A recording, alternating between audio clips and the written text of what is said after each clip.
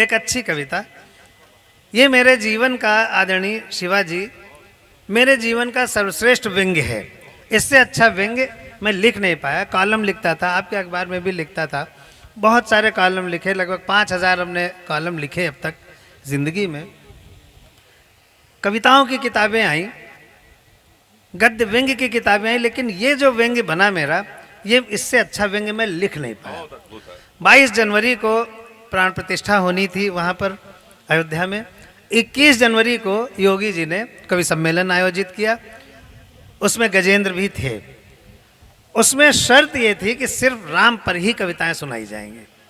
लगभग 60 कवि सम्मेलन उसमें हुए थे, सबकी थीम राम थी। आप भी गए थे, सब लोग गए थे, तो आप भी गए थे।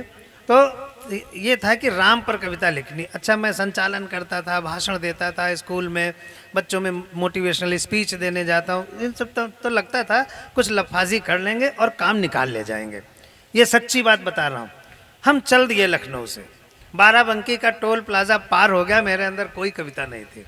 और मुझे बहुत अजीब सा गिल्ट हो रहा था कि यार झूठ में इतने पैसे लेने जा रहे हैं सरकारी, और मन नहीं कर रहा। फिर धीरे धीरे वो कविता मेरी फूटने लगी। और जब मैं अयोध्या का टोल प्लाजा पार करके रोजा गांव के अयोध्या ज़िले में पहुंचा, तो आदरणीय बंधुओं, वो कविता मेरी तैयार हो चुकी है। ये कविता राम पर नहीं है, बिल्कुल भी राम पर नहीं है। ये राम पर कविता लिखने के अंतर्द्वंद की कविता है कि एक कवि राम पर कविता लिखना चाहता है और उसकी कविता बन नहीं रही है, वो लिख नहीं पा रहा, इस पर है कविता।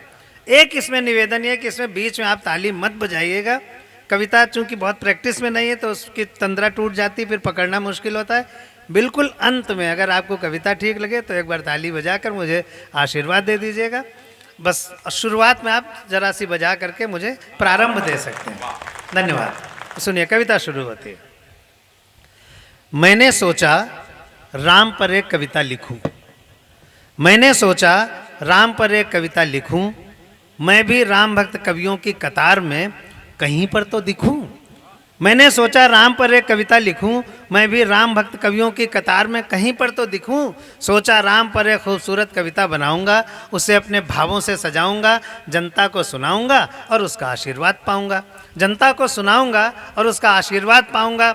मन में आया राम के किस चरित्र पर कविता बनाऊं और उसे अपने भाव शब्दों से सजाऊं। विचार किया राम के पुत्र धर्म पर कविता बनाता हूं। विचार किया राम के पुत्र धर्म पर कविता बनाता हूं, उसे अपने भाव शब्दों से सजाता हूं और आप सबको सुनाता हूं। लेकिन ठहरो, मुझे याद आ रहा है कि मैंने 3 महीने पहले ही अपने बूढ़े पिताजी को वृद्धाश्रम पहुंचाया था। मुझे याद आया था कि मैंने 3 महीने पहले ही अपने बूढ़े पिताजी को वृद्धाश्रम पहुंचाया था। राम ने तो अपने पिता की आज्ञा और इच्छा का पालन करते हुए राजमहल को ठुकराया था, लेकिन मैंने एक छोटे से मकान पर जल्दी कब्जा पा जाने के चक्कर में अपने बूढ़े और लाचार पिता को घर से बाहर भगाया था। इसलिए राम, मैं तुम्हारे पुत्र धर्म पर कविता नहीं कह पाऊंगा, तुम्हारा समर्पित पुत्र का रूप नहीं सह पाऊंगा, इसलिए मैं तुम्हारा कोई दूसरा चरित्र उठाऊंगा, उस पर कविता बनाऊंगा। इसलिए मैं तुम्हारा कोई दूसरा चरित्र उठाऊंगा, उस पर कविता बनाऊंगा। हाँ, तुम बहुत अच्छे पति थे, हाँ तुम बहुत अच्छे पति थे, समर्पण और प्रेम की गति और यति थे। मैं तुम्हारे पति धर्म पर कविता बनाऊंगा और उसे प्रेम के शब्दों से सजाऊंगा। लेकिन मैं तो पत्नी को कर्मचारी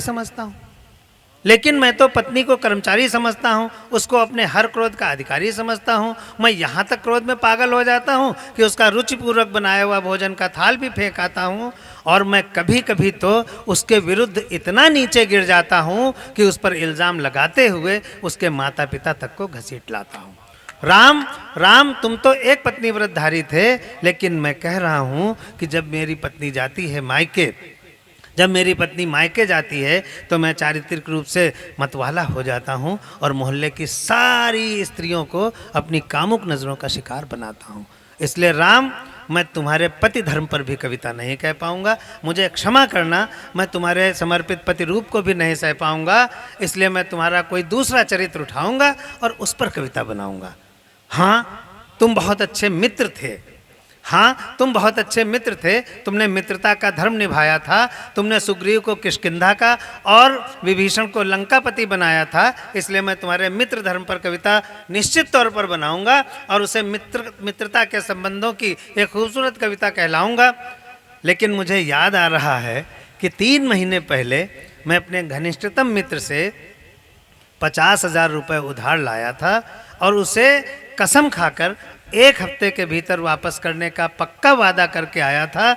लेकिन अब तो मैं उसके पैसे लौटाना तो दूर, अपने उस मित्र का फ़ोन तक नहीं उठाता हूँ। राम, मैं तो मित्र धर्म आजकल इस तरह निभाता हूँ, इसलिए मैं तुम्हारे मित्र धर्म पर भी कविता नहीं कह पाऊंगा, तुम्हारा समर्पित विराट मित्र रूप नहीं सह पाऊंगा। मैं तुम्हारा कोई और चरित्र उठाता हूँ और उस पर कविता बनाता हूँ, कोई और चरित्र उठाता हूँ, उस पर कविता बनाता हूँ। हाँ, तुम बहुत अच्छे भाई थे, तुमने अपने भाइयों को गले लगाया था, अपना सब कुछ अपने भाइयों को लुटाया, भाइयों के ऊपर लुटाया था।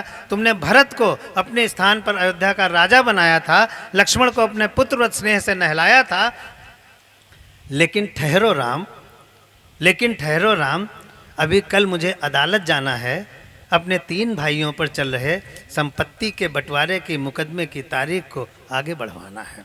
ठहरो राम, अभी मुझे अदालत जाना है, अपने भाइयों पर चल रहे संपत्ति के बंटवारे की तारीख को आगे बढ़वाना है।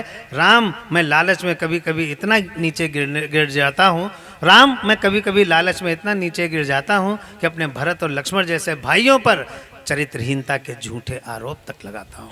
इसलिए राम, मैं तुम्हारे भ्रातृ धर्म पर भी कविता नहीं कह पाऊंगा। राम, मैं तुम पर कोई कविता नहीं कह पाऊंगा, तुम मुझे क्षमा करना, मैं तुम्हारे ऊपर कोई कविता नहीं कह पाऊंगा। लेकिन वादा करता हूँ कि अपने पिताजी को वृद्धाश्रम से घर वापस लाऊंगा, अपने मित्र के सारे पैसे कल ही उसको लौटाऊंगा, अपने भाइयों को गले लगाऊंगा और उस पर से सारे मुकदमे हटवाऊंगा, अपनी पत्नी को जीवन संगिनी और अर्धांगिनी समझूंगा। राम, जब मैं अपने भीतर थोड़ा सा राम लाऊंगा तब मैं तुम पर कविता बनाऊंगा। इसमें तो खड़े होकर ताली आनी चाहिए, खड़े होकर ताली आनी चाहिए, तब मैं तुम पर कविता बनाऊंगा। सर, वाह। बहुत बहुत धन्यवाद।